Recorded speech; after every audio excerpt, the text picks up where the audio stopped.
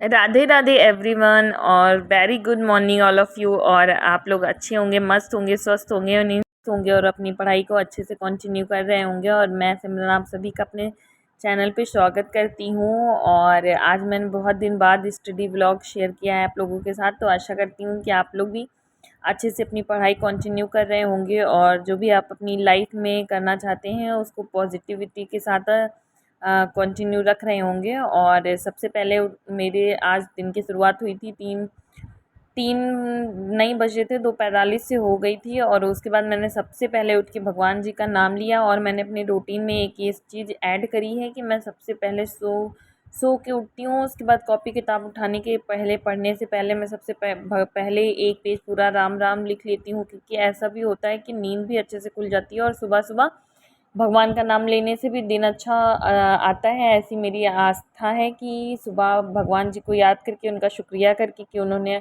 हम लोगों को इतनी अच्छी सुबह दी है और हम लोगों को कुछ करने का मौका दिया है, हम लोगों को कुछ भी अपने जीवन में पॉजिटिविटी के साथ बढ़ने का हिम्मत दी है, तो उसके लिए मैं उनको शुक्रिया करती हूँ। और उसके बाद फिर मैं अपने दिन की शुरुआत करती हूँ। तो दिन की शुरुआत इसलिए मैं जल्दी उठ जाती हूँ क्योंकि ऐसा नहीं है कि मुझे दिन में टाइम नहीं मिलता है, दिन में टाइम मिलता है, पर मेरी एक 3 साल की बेबी है तो वो मुझे जो है दिन में अच्छे से पढ़ने नहीं देती है। मैं पढ़ तो लेती हूँ पर वो मतलब अच्छे से इफ़ेक्टिव वाली पढ़ाई नहीं हो पाती है, तो इस वजह से मैं सुबह में 2 से ढाई घंटे ऐसा पढ़ने का कोशिश करती हूँ कि मैं अच्छे से उसको रिवीज़न कर पाऊँ और अच्छे से मुझे वो चीज़ समझ में आए, उस टाइम कोई भी डिस्टर्बेंस ना हो। क्योंकि ऐसा होता है कि जब हम लोग 1 मिनट 1 घंटा पढ़ लेते हैं या मतलब 2 घंटे 3 घंटे अच्छे से पढ़ लेते हैं ना, तो फिर पूरा दिन भी अच्छे से पढ़ाई करने का मन होता है।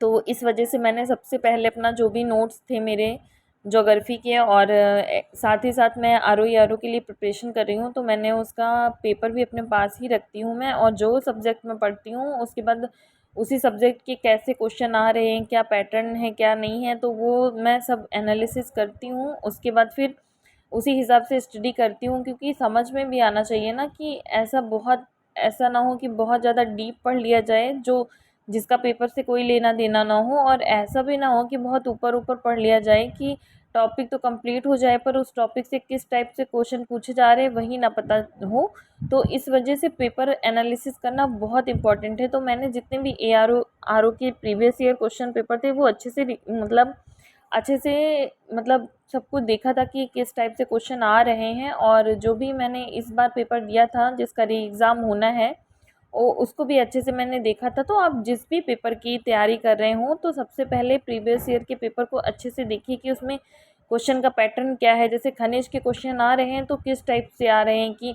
जिला पूछ रहा है, या मतलब ऐसा होता है ना कि जिला पूछ रहा है कि राज्य पूछ रहा है कि ठीक है लो अयस्क मिलता है तो कर्नाटक में ज़्यादा मिलता है, झारखंड में मिलता है कि उसके अंदर भी पूछ रहा है। तो इस टाइप से डीप पढ़ें या ऊपर ऊपर पढ़ें तो वो सब कुछ पता चल जाता है कि ठीक है ये क्वेश्चन का पैटर्न है। तो मैं आप लोगों से भी यही कहूँगी कि आप लोग जो भी पेपर की तैयारी कर रहे हों उसको अच्छे से प्रीवियस ईयर क्वेश्चन पेपर देख के बाकी फिर उसी के हिसाब से अपनी तैयारी को कंटिन्यू रखें। तो इस टाइम मैंने ज्योग्राफी और हिस्ट्री को अच्छे से कंप्लीट करने की कोशिश कर रही हूँ, क्योंकि अभी टाइम है तो मैंने सोचा है कि सब कुछ अच्छे से कंप्लीट कर लेती हूँ, क्योंकि इन पोर्शनों से ज़्यादा क्वेश्चन आते हैं। और बस इन्हीं सब के साथ मैं अपनी मॉर्निंग में स्टडी कंटिन्यू कर रही थी। और आप लोग भी मॉर्निंग का व्यू देख सकते हैं। उसके बाद फिर मैं सुबह आ गई थी छत पे टहलने के लिए और यहाँ सूर्य भगवान को नमस्कार करती हूँ और उनसे कामना करती हूँ कि जो लोग भी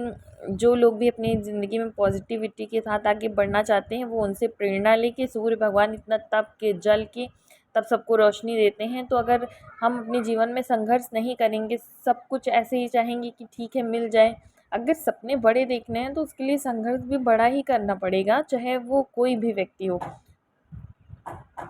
आप लोगों में से बहुत लोगों को ये भी दिक्कत होती होगी कि सुबह उठे कैसे। तो सुबह उठने का सबसे पहला मतलब तरीका तो यही है कि आप रात में अच्छे से नींद ले लें। मतलब अगर आपको सुबह 2:30 से 3 बजे उठना है तो आप कोशिश ये करें कि 10 बजे तक सो जाएं और जो भी मतलब ऐसा होता है ना कि अगर हम लोग 4 से 5 घंटे की नींद ले लेते हैं, उसके बाद उठने में फिर भी दिक्कत होती है, क्योंकि उठने के बाद फिर हम लोगों का माइंड ये करता है कि ऐसे वैसे सो जाते हैं, फिर पढ़ लेंगे, दिन में तो टाइम मिल जाता है और ज़रूरी नहीं है कि 3 बजे उठ के पढ़ा जाए, बहुत कुछ माइंड में चलता रहता है। तो आपको उसको निकालने के लिए अपने दिमाग को ये बताना पड़ेगा कि जो भी इस पेपर की प्रिपरेशन मतलब कर रहा है या जो भी करना चाह रहा है या जो भी इस टाइम कर रहा है, वो आपसे ज़्यादा इफ़ेक्ट डाल रहा होगा, तो आपको भी उस हिसाब से पढ़ाई करनी पड़ेगी। मतलब अगर 2 घंटे हम लोगों ने सुबह पढ़ लिया तो वो हम लोगों का प्लस पॉइंट होगा। अगर दिन में टाइम मिल रहा है तो हम लोग जब पढ़ लेंगे ना, तो फिर वो